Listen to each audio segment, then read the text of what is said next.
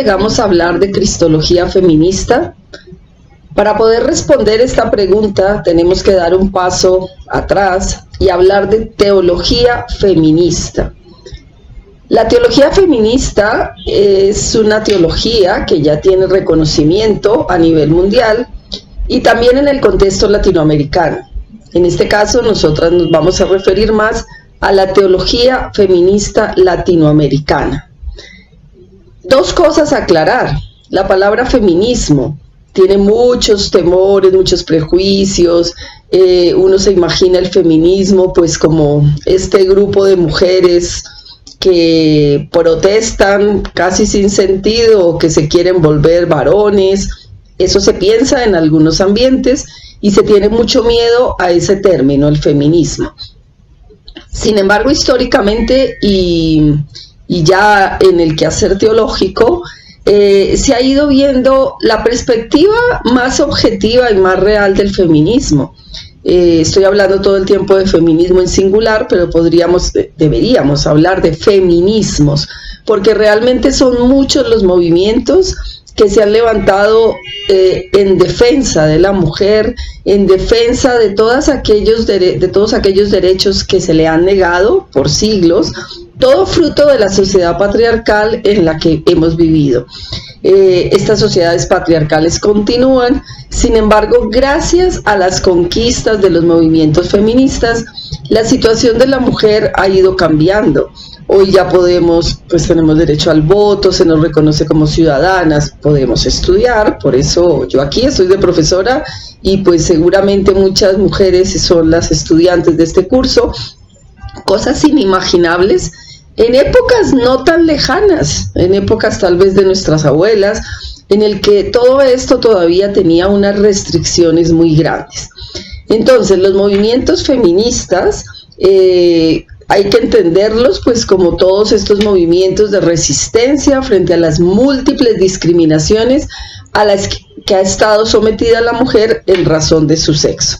Como ya dije, pues no podemos hablar de un solo feminismo, hay muchos feminismos, como por simplificar, porque en este curso tampoco podemos abordar todo, pero queda la llamada a que cada persona pues por su cuenta siga profundizando. Podríamos hablar como de dos grandes feminismos, horizontes, que no es que sean opuestos, sino que intentan poner el énfasis en unos aspectos más concretos. Hay como una gran rama de feminismos de la igualdad. Estos feminismos son mucho más reivindicativos, luchan por la igualdad de oportunidades y derechos entre los hombres y las mujeres y pues aspira a cambiar las legislaciones de los países para poder lograr ese reconocimiento civil para las mujeres. Otro gran horizonte es el feminismo de la diferencia. Es el que también es reivindicativo en cierto sentido, ¿no? Porque lo que quiere es que esos roles que se nos han atribuido a las mujeres, llámese ternura, cuidado, cotidianidad, corporeidad, etcétera, sean valorados, salten a la esfera pública. No tengamos miedo a construir una ciencia con ternura, no tengamos miedo a construir políticas que partan del cuidado, de la intuición, del personalismo a cada sujeto con sus necesidades, en fin. De alguna manera, y esto porque muchos de estos roles, ternura, cuidado, sensibilidad, intuición, etcétera, se consideran en el mundo racional occidental como cosas de mujeres, porque se nos atribuyen a las mujeres. Como que si los hombres lo ponen en práctica pierden su virilidad y como que están reservados a nosotras y deben estar en el espacio privado. Bueno, estas son como las dos grandes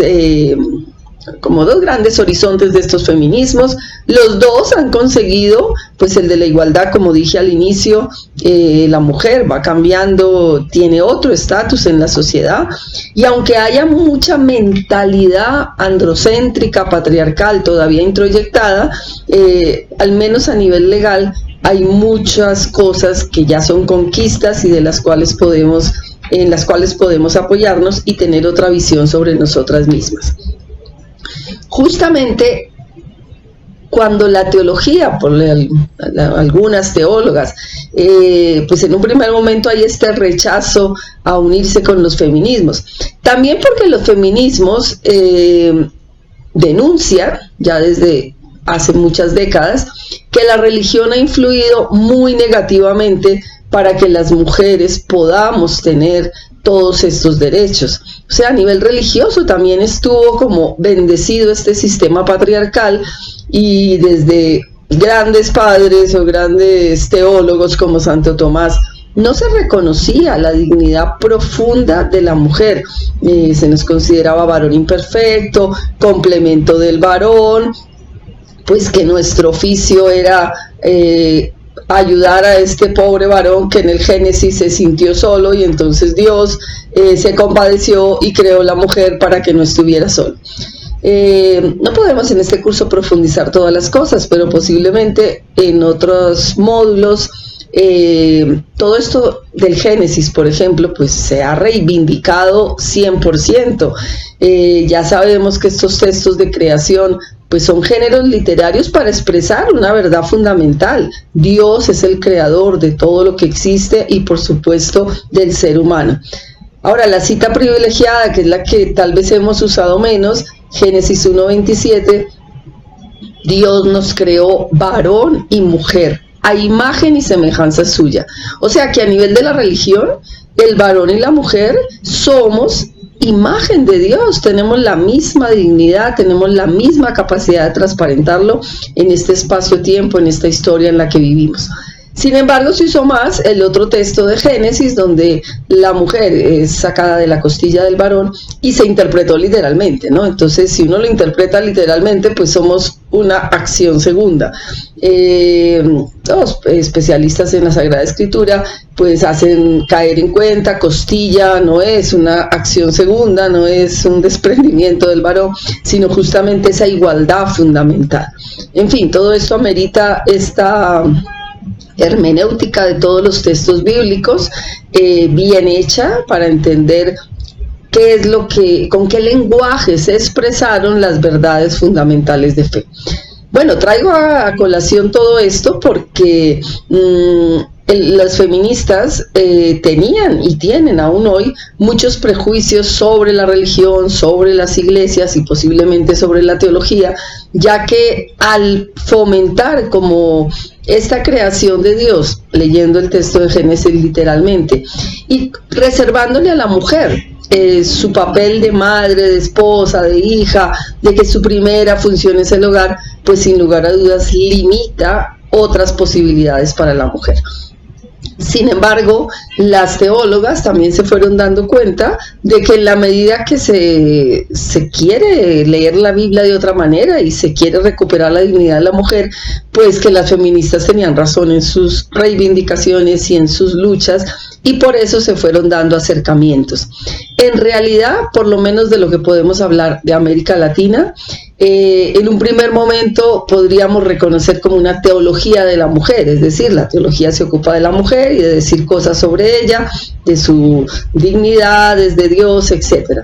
Sin embargo, la mantiene en el papel pues de la sociedad patriarcal. Su lugar privilegiado es el hogar y su papel fundamental es ser madre.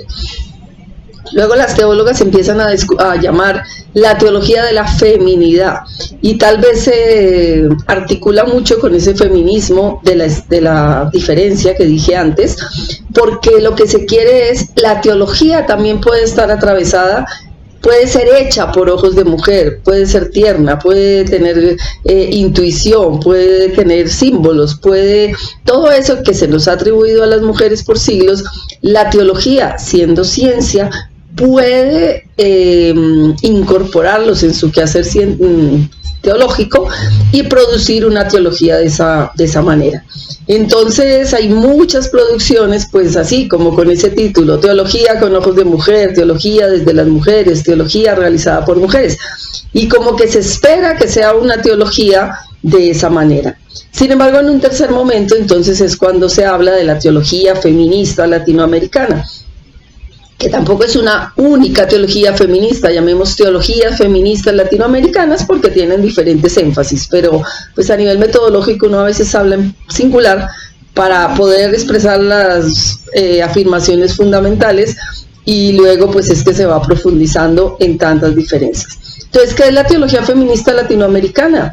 Es el caer en cuenta que la feminidad, o sea, nadie la niega en el sentido de que tenemos órganos genitales femeninos, pero lo que se pone por lo menos en evaluación y en querer recrear es que los roles que se le atribuyen a las mujeres por tener órganos sexuales femeninos siempre sean o de segunda clase, porque son menos reconocidos, como dijimos antes, no salten a la esfera pública, pero sobre todo, y esto es lo típico, digamos, de las teologías feministas, que no se nos reconozcan los otros roles que también tenemos, los que se le atribuyen al varón.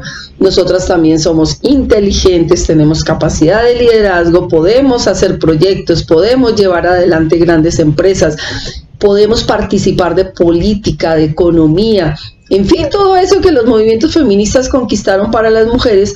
De alguna manera también en la teología se pregunta uno, ¿las teólogas solo tienen que hacer teología simbólica o teología intuitiva?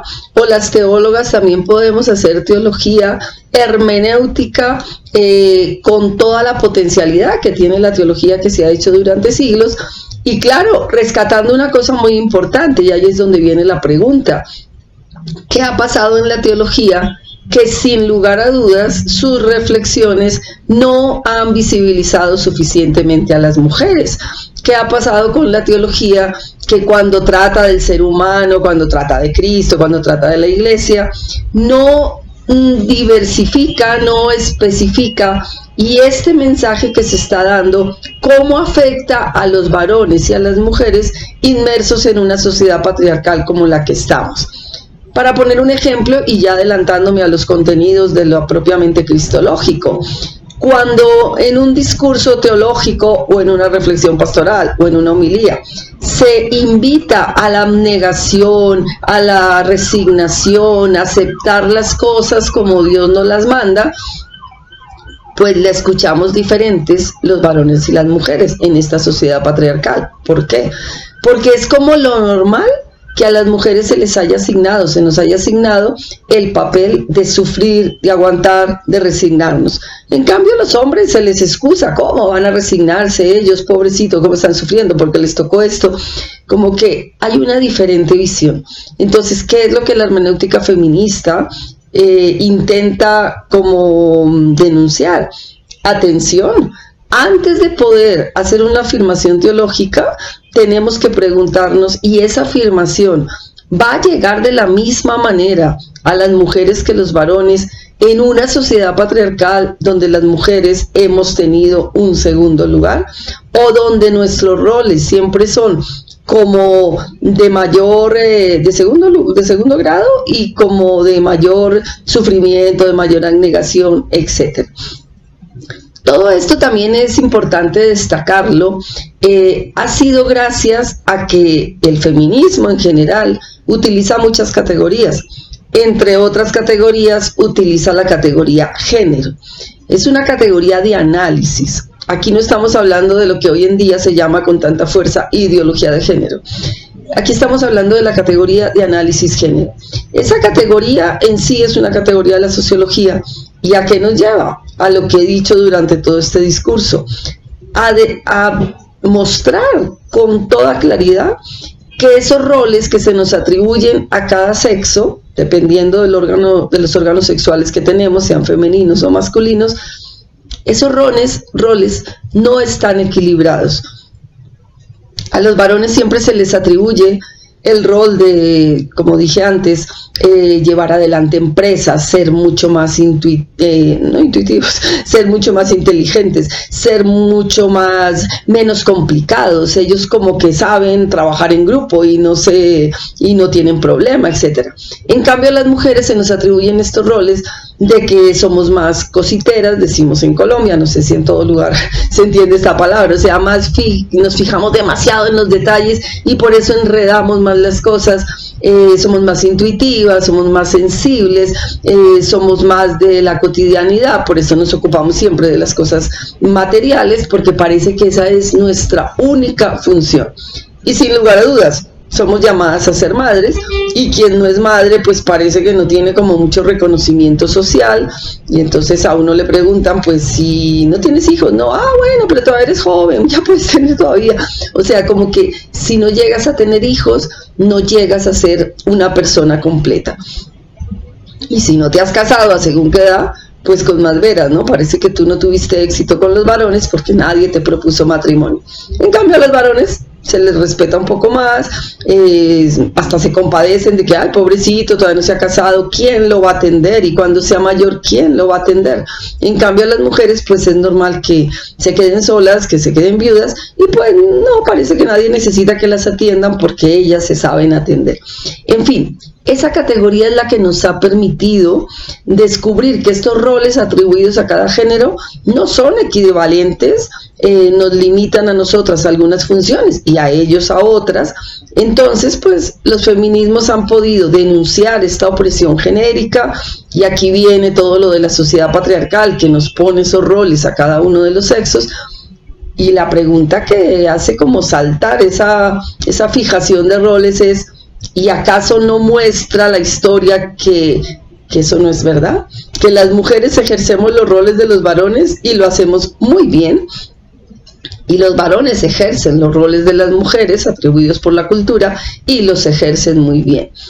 Hoy en día, por lo menos aquí en Colombia, está siendo pero como un boom la vivencia de la paternidad. O sea, hay un montón de varones que se han tomado en serio su paternidad y dejan por los suelos, si se podría llamar así, a las mamás, en el sentido de que saben cuidar a sus niños mejor que lo que creíamos, que siempre eran las mamás que los sabían cuidar, y los llevan a la escuela y los tratan al jardín de pequeñitos y se los cargan así pues como estilo canguro, y les dan la alimentación y juegan con ellos y los visten y les compran cosas, y algunos hasta pues ya se quedan en su hogar, son los que cocinan, etcétera, y muchas veces la mamá pues es la que trabaja. O sea, como que no hay ningún problema en ocupar estos roles.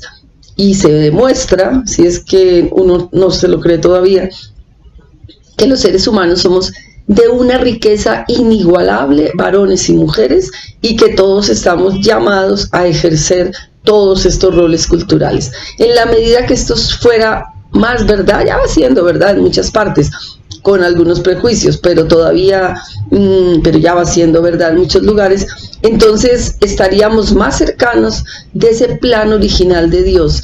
A imagen de Dios nos creó varón y mujer. O sea, el ser humano es la riqueza de posibilidades que es capaz de desempeñar muchos roles, todos los roles, y cada uno sí tiene sus particularidades, pero no necesariamente estigmatizados por las características sexuales, femeninas o masculinas. Bien, la teología feminista latinoamericana asume toda esta reflexión del feminismo, cae en cuenta de que es un aporte, o sea, detrás de todo esto también está qué entendemos por teología, ¿no?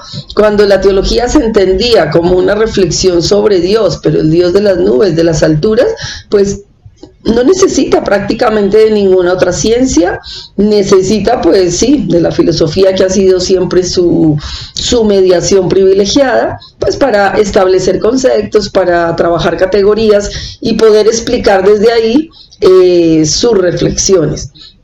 Pero cuando la teología se entiende como una mediación entre determinada matriz cultural y la experiencia religiosa de cada pueblo, esto es una definición de un teólogo bastante conocido, especialmente en ámbitos norteamericanos, Bernard Lonergan.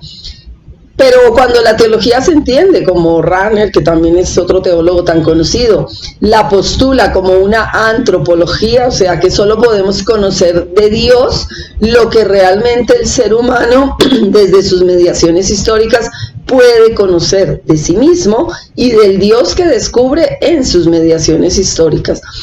Rahner utiliza esa frase, el oyente de la palabra, en el sentido de que sí, la palabra de Dios se nos da, pero la oímos con estos ojos, con estos oídos humanos que nos permiten, o sea, que solo a través de estas mediaciones históricas, espaciotemporales, nosotros podemos decir algo sobre Dios.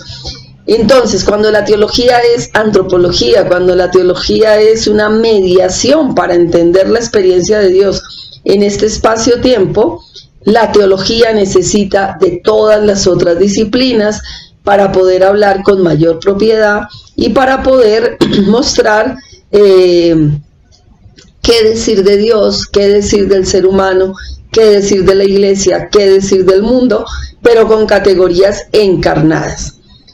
Por eso entonces la teología acude a estas categorías de análisis que el feminismo de alguna forma le provee, y es cuando surge con tanta fuerza la hermenéutica feminista. Entonces, ¿qué es la hermenéutica feminista? La capacidad de preguntarse por lo que ya dije antes, ¿no?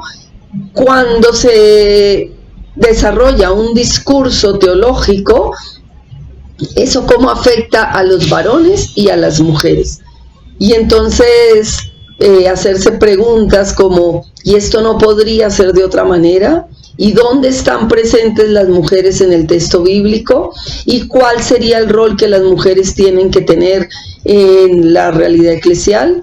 ¿Y cómo las mujeres pueden ser líderes espirituales, líderes eclesiales? Papeles que han sido muy poco ejercidos por las mujeres. Todas estas preguntas nos llevan a enriquecer la teología, a hacer otra manera de hacer teología, que pasa por explicitar la realidad de las mujeres, una realidad ya reivindicada de las mujeres, no los estereotipos pasivos, etcétera. Y entonces es cuando la teología feminista pues despliega todo su trabajo. El trabajo bíblico ha sido muy fuerte, rescatar las mujeres en la Biblia, rescatar su papel protagónico, tanto del Antiguo Testamento como en las primeras comunidades cristianas. Todo esto ustedes lo van a ver o lo están viendo en otros módulos. Y a nivel sistemático, entonces aquí es donde conectamos con lo que inicié pues esta presentación. A nivel sistemático, entonces empieza a ver qué sería una antropología feminista, una cristología feminista, una eclesiología feminista, y así todos los tratados, porque aunque estos sean tengan afirmaciones o fundamentos pues inamovibles de alguna manera, todo es susceptible a ser interpretado desde diferentes perspectivas. Entonces la hermenéutica feminista nos da nueva luz sobre estos tratados teológicos. Concretamente, para el tema que nos ocupa ahora es la teología, la cristología feminista, y la pregunta que nos hacemos es, en estas reflexiones cristológicas, o sea, en este tratar, acercarnos a la persona de Jesús, ¿qué tiene que decir la hermenéutica feminista a estas cristologías, entre paréntesis, clásicas que se nos han ofrecido a lo largo del desarrollo teológico? El primer gran logro, que es lo que vamos a ver a continuación en otro video, pues es rescatar esa relación de Jesús con las mujeres. Parecía obvio, parece que eso lo dijeron desde siempre. No es tan obvio, ni lo dijeron desde siempre. Por ejemplo, en los textos de milagros, casi siempre pues se hacía reflexión sobre el Jesús que cura, el Jesús que sale al encuentro de la necesidad. Pero la hermenéutica no se fijaba si el destinatario de ese milagro, de ese acercamiento de Jesús, era mujer o varón. No se fijaba en qué condición tenía la mujer en ese momento. No se fijaba si la mujer había tenido un papel proactivo. En fin, son muchas riquezas que nos aporta la hermenéutica feminista, y es lo que quisiéramos pues brevemente, porque este curso es muy pequeño, su alcance no puede ser mayor, pero por lo menos trazar esas pinceladas para que se nos, pues tengamos muchas ganas de seguir profundizando y de seguir encontrando la riqueza de una hermenéutica feminista en la reflexión teológica. Queda pues entonces, pienso yo que aclarado cómo llegamos a hablar de cristología feminista. Pues es este proceso, primero, de reivindicaciones sociales que cuestionan el quehacer teológico que poco a poco se abre a estas reivindicaciones sociales, que en un momento dado descubre que sin lugar a dudas la teología necesita tener interdisciplinariedad y ser capaz de hacerse preguntas que también se hacen las otras disciplinas, y efectivamente entonces llegamos a formular las teologías feministas, y en América Latina pues teologías feministas latinoamericanas. Esas teologías feministas latinoamericanas también se desdoblan en otras realidades. Las mujeres no somos homogéneas, las mujeres somos blancas, negras, indígenas, etcétera. Las mujeres somos de contextos muy distintos, de clases sociales diferentes. Entonces, por eso, lo que decía antes, son muchas las teologías feministas latinoamericanas, pero tal vez pues tienen como una línea transversal, y es este deseo de que la realidad de las mujeres salga a la luz, no sea cosa de los ambientes sociales y no de los ambientes eclesiales, porque reconocemos que también en la iglesia la mujer no ocupa el lugar, no ha ocupado el lugar que como hija de Dios y con esa dignidad fundamental debería ocupar, y que el discurso teológico, si no es liberador, pues realmente no tiene mucho sentido. El discurso teológico no puede ser guardián del status quo o de lo que siempre ha sido así, sino por el contrario, tiene que siempre motivarnos a esta liberación. Ya lo dijo ese texto tan bonito de Jesús cuando llega a la sinagoga y coge el libro y dice, y así empieza su misión según el evangelista: el Espíritu de Dios está sobre mí, he venido a anunciar la liberación a los cautivos, la vista a los ciegos, etcétera, el año de gracia del Señor. Esto es lo que la teología de la liberación de alguna manera tiene detrás, ¿no? Una teología que no libere no tiene sentido. Pues una teología que no contribuya a la liberación de las mujeres tampoco tiene sentido. Y a las mujeres con todos sus contextos particulares, llámese indígena, negra, blanca, de clase social diferente, en todas las realidades, la que se queda en el hogar, pero también la profesional, la que sale a la luz pública, como la que es religiosa, en fin. Todas las realidades han de ser iluminadas, impulsadas, renovadas y liberadas pues por estas reflexiones teológicas. La cristología feminista se pregunta con mucha seriedad: el Jesús que rescatamos de los evangelios, que anunciamos, predicamos, que vivimos, que seguimos, que proclamamos como muerto y resucitado y que decimos es el Hijo de Dios, ¿de qué manera contribuye a la plena dignidad de las mujeres y a la liberación de las mujeres? Ojalá que haya quedado claro pues este primer acercamiento. De todas maneras, la primera lectura que yo les coloco como bibliografía, la lectura sobre balance y futuro de la teología feminista latinoamericana, pues puede complementar esta conversación que yo he hecho aquí, porque ahí se muestran pues los encuentros que se han dado a lo largo de estas últimas décadas en el continente, los logros que ha tenido la teología feminista latinoamericana, los desafíos que quedan pendientes. Y a partir de ahí es que vamos a entrar pues al otro tema, que sería ya la cristología propiamente latinoamericana. Gracias por su atención y espero que pues todo esto haya quedado lo mejor explicado posible y pueda estimular pues para la propia reflexión, que es el objetivo de todos estos cursos.